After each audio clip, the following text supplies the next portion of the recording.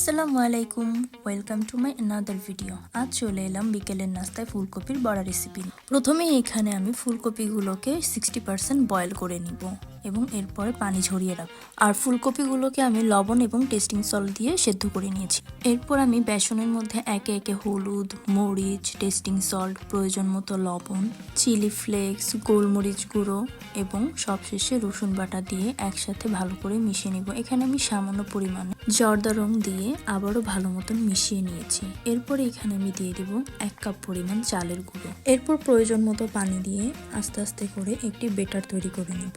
বেটারটাকে ভালো করে মিক্স করে নিব। এরপর এখানে দিয়ে নিব 1 চামচ সোডা। এই পর্যায়ে আমি এখানে সামান্য পরিমাণ অরিগেনো দিয়ে নিয়েছিলাম। এরপর চলে যাব পরের স্টেপে। এখানে আমি একটি কড়াইতে বেশি পরিমাণে তেল নিয়ে নিব।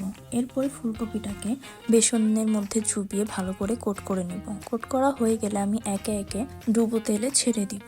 এই সময় খেয়াল রাখতে হবে চুলার আঁচটা যেন মাঝারি থাকে।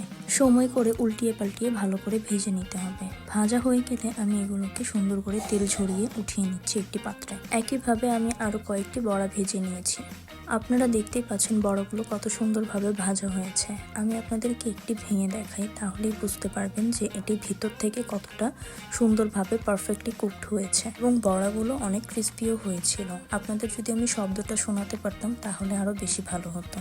এবার পরিবেশনের পালা। এখানে আমি গার্লিক সস এবং টমেটো সস দিয়ে পরিবেশন করেছিলাম। আপনারা আপনাদের পছন্দ অনুযায়ী সস দিয়ে পরিবেশন করে উপভোগ করে নিতে পারেন মজাদার এবং ক্রিস্পি বিকালের নাস্তা। আজকের মতন এখানেই বিদায় নিচ্ছি। Thanks for watching.